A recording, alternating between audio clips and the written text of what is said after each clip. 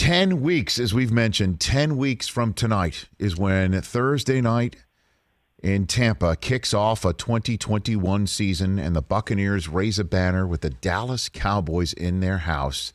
Tampa Bay Times Buccaneers reporter Rick Stroud here on the Rich Eisen Show. How are you, Rick? I'm doing well, Rich. When you say 10 weeks, man, that sounds like it's 10 days to me. So, going to be exciting for sure. Well, I know, and that's why I figured, you know what, I know we're a couple weeks away from training camp and a couple weeks removed from mini camp and things like that, and everyone's on vacation, including you, and I appreciate you taking the time to call into the show. What is the state of the franchise of the team that has a great chance to be the first repeat since Brady's Patriots team of the aughts, Rick? You know, it's kind of surreal. I mean, they're euphoric, obviously. What happened last year, I'm not sure anyone has completely processed. You know, they're going to get their rings coming up here, I think, on the 22nd of July. I think that's where you put a bow on last season. But with all that transpired from Brady, you know, choosing the Buccaneers, the pandemic, the lack of training camp, all of that, the 7-5 start, you know, to pull off what they did with a 43-year-old quarterback as great as he is really remarkable. And, you know, to get all 22 starters back and re-signed, and Brady to be more familiar with the offense and his players, I think they have a great chance of repeating. We know how ridiculous that sounds, how hard that is to do. He's the last one to do it in 03-04 with the Patriots. So, there's not a seat in the house, Rich. You can't buy a regular, you know, game day ticket. You have to be a season pass member. And they have a waiting list. That's how good it is. Is that right? I mean, that is incredible, Rick, because if we just, you know, snapped right back, just flash frame right back to this point last year, everything you just said would have been the ultimate dream scenario for the Bucs in signing Tom Brady. Everything that you said, from the fact of winning it all, and there's now a wait for season tickets, and they wouldn't lose anybody from winning it all in terms of their starters or coaching staff, right? They didn't get poached at all, correct? That's the biggest thing, Rich. You know, you talk about having that many players back, and those guys are all really good players. Some of them are older, though. Let's not be naive. You know, when you have an Ndamukong Suh and a Jason Pierre-Paul, generally, you know, players don't get more productive and less hurt as they get older in this league. So, you know, every year is different. There's no doubt about that. But the biggest return are the two coordinators. I mean, you know, start with Todd Bowles and the job that he did with that young defense. You know, they got experience up front, obviously, with Shaq Barrett and Jason Pierre-Paul and Ndamukong Suh. But then you look at the young linebackers. Of course, Levante David's a veteran. He's back. But Devin White, that secondary is all young. And the job that they did and how they improved, a guy like Vita Vea able to come back in the playoffs, I think made all the difference. And so now year 3 with Todd Bowles, who got 2 or 3 interviews but wasn't hired. Same thing could be said about Byron Leftwich, who I think is going to be a rising star in this league. Look, Tom Brady has made a lot of head coaches of his coordinators. This may be the next one. But that continuity on that coaching staff is what allows Bruce Arians, you know, to be sort of the CEO coach that he is. And I just think that all of that is so very important. 10 weeks from tonight, again, the Buccaneers hosting the Cowboys to kick off the 2021 season in Tampa, and Tampa Bay Times reporter Rick Stroud here on the Rich Eisen Show. So let's just play a hypothetical here. We're all drinking with Arians right now, okay? We're a few fingers into the drink, right?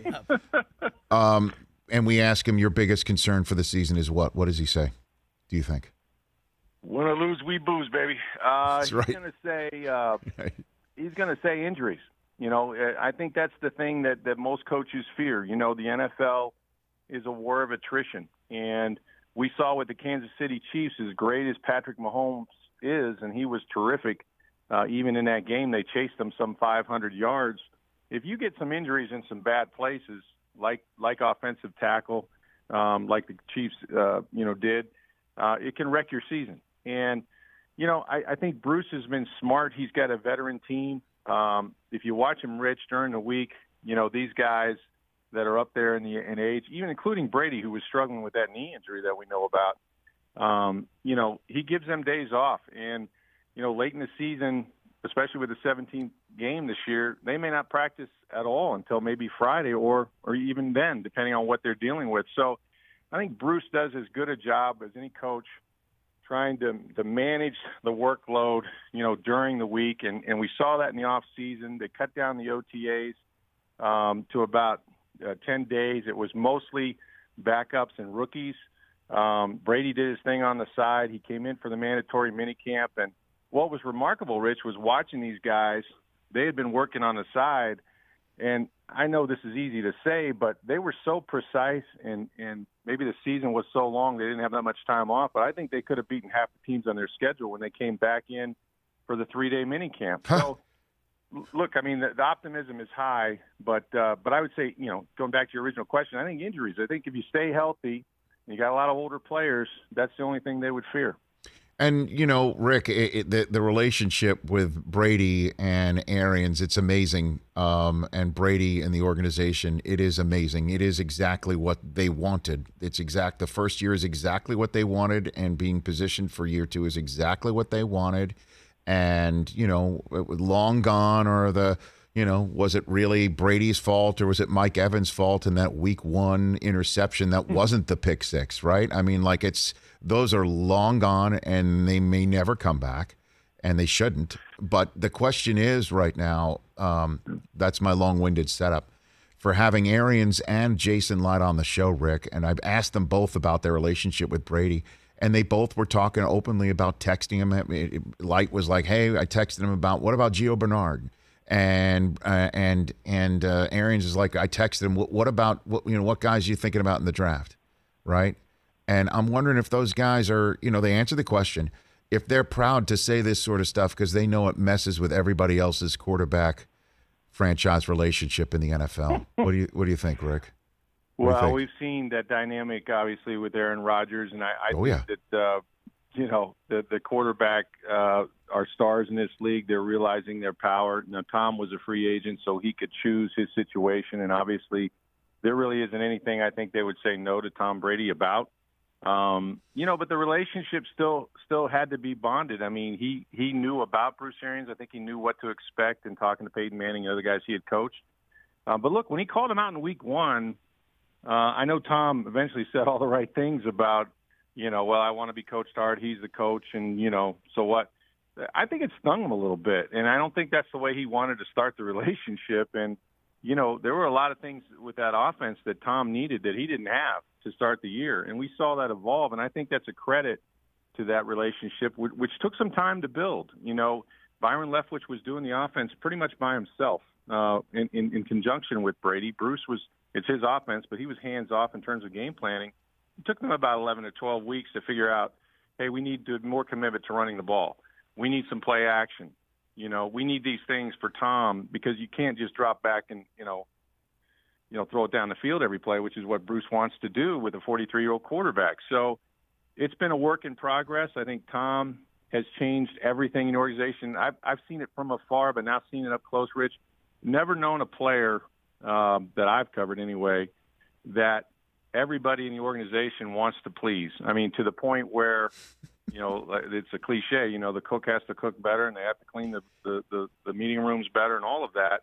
But these guys don't want to disappoint Tom Brady. And they know he's been to the dance more than anybody else. He's won the most Super Bowls, and it's really changed the culture of the franchise. I think as much as anything, that's what the Bucs were after. They'll take the Lombardi trophies, don't get me wrong, but he brought a work ethic and a precision to this franchise that they had been lacking, and a culture that Bruce Arians was trying to instill. But winning is culture, right? It's a chicken and the egg thing. This guy has won more than any quarterback, and that's what he has now with the Bucs. It's crazy. Rick Stroud at Tampa Bay Times here on the Rich Eisen Show covers the Bucs, world champion Bucs. It's crazy, what you just said, and many people might be seeing it, hearing it, and saying, of course, they're going to roll out the red carpet for Tom Brady and do whatever the heck he wants, and there's nothing that they'll say no to and things like that. But it's such an outlier in the NFL that it has messed with other quarterbacks' heads. Yeah. It really, so that's why I'm saying, like, maybe Light and Arians don't mind kind of puffing their chests out a bit and saying, yeah, sometimes a simple way is the right way, and it's still my team as a coach, and it's still Light's front office. Like they've hit the mother load, the Bucs, in a way that other franchises won't attempt, or they're afraid to attempt, or refuse to attempt, depending on the philosophies as we're seeing in Green Bay. In a way, it's kind of crazy, Rick. You know, and there's not many quarterbacks you would do that for, right? No, I mean, sure. Aaron Rodgers would be one you would think, but again. Jason is I think he gets a little shaped when people say, well, Tom is the GM, and he's not, obviously. And I suppose there might be a player that he's asked about and they've said no to. I don't know. I don't know the one that would include at this point. But in as much as, I think that it is changing the culture of the position. And I think you're going to see more movement. Look, Matthew Stafford goes to the Rams. I think that might be the biggest acquisition of the offseason, right? That might change the entire NFC. Who knows?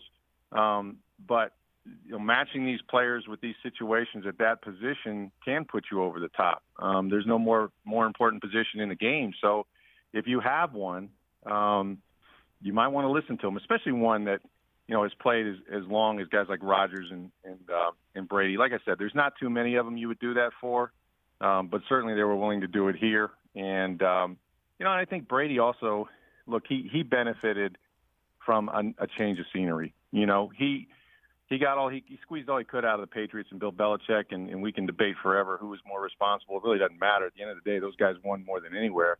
But it's refreshing for him. I mean, Tom. We saw vodka tequila Tom, at the boat parade. We saw him on social media all the time. He's, enjoys the warm weather, which is good for his 43-year-old body. There's so much he gained. And Bruce Arians, who couldn't be, more than 180 degrees away from his approach than Bill Belichick was. So all of those things, I think, factored into Brady being at his best as well. Rick Stroud, a couple more minutes left with the Tampa Bay Times reporter that's been covering the Bucs for a long time here on the Rich Eisen Show on the day of 10 weeks until the kickoff to the NFL season 2021. You just mentioned that we've seen vodka tequila Tom. We've also seen carpool karaoke Tom. We've seen trash talking golfing Tom. And then we just saw dishing Tom on The Shop on HBO with LeBron and also Maverick Carter and Chelsea Handler and Draymond Green, et cetera. And so you, I'm sure, have had conversations, whatever you might be willing to share, about Tom's free agency tour that wound up him choosing Tampa. Do you have any educated guess on which team he was referring to and which quarterback was the MF'er that he referred to on The Shop? Rick? Do you have any guess there? I mean, look, I think every team that had an interest in him have all assumed that it's them, right? So that's mission accomplished by Brady. I love that. That's really probably what he was after in the first place. I mean, the thing about Tom, and he said it in the barbershop or whatever, is that 90% of what he says is complete BS. That's what he said. You know what? I thought it was 95%, but it turns out it's only 90%. Speaking as somebody who's been on the business end of all of that, whether it's 90 or 95%, somebody. Yeah, exactly. So, but look, I mean, he looked at all these teams, and look, if I had to guess, yes, please. I mean, if you're just asking me an educated guess, the teams that I think he really considered, I think the 49ers were the ones that were in the toughest position. I don't know who the hell Tom was talking. Like I said, he probably wanted all of them to believe it. But the 49ers were in a situation with Garoppolo from a contractual standpoint. I think they would have loved to have had Brady. And there wasn't a team. Think about Tom Brady grew up in the Bay Area, right? Yep. His heroes were Montana and Young. Here was a chance to go to a team that he knew was going to be very good, to his hometown team.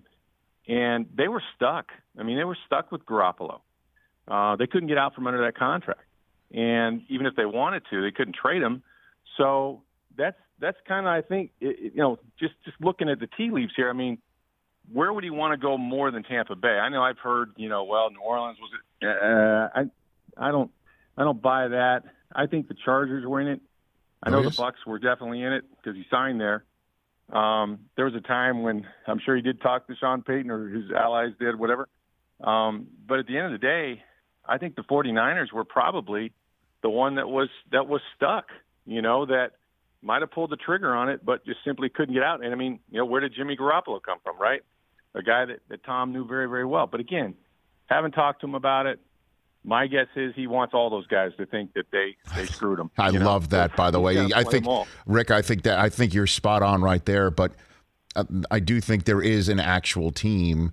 The one I guess, and then I'll let you go. The one that I guess is the Titans, because I remember, the Vrabel FaceTime of Edelman and Brady just before the pandemic when they were at a Syracuse college basketball game in the Carrier Dome. That the Titans, I remember the Titans were interested. I remember that being a very well-founded rumor, and they had a decision to make on Tannehill right at the same time. They had to make that decision on Tannehill, and I think they said to Tom, we're going to stick with our guy, and that may be the guy in question. That's my guess, Rick, at least. And it's as good as mine or anyone else's. Only Tom knows, and I assure you, he'll be the only one that will know. I know I got to let you go, Rick, but I do want to give you a couple minutes before we go. You tweeted about it today. Monty Kiffin's going into the Ring of Honor this fall in Tampa. What are your recollections of the DC of all those terrific Buccaneer teams that have sent so many people to the Pro Football Hall of Fame? Well, and I think you start there, right? Tony Dungy, look, it was a great defensive mind of his own, but he turned that thing over to Monty early on, and they took a franchise that had not won for decades and turned it around and made it a perennial playoff contender, went to a championship game. Eventually, Monty was on with John Gruden when they won the Super Bowl.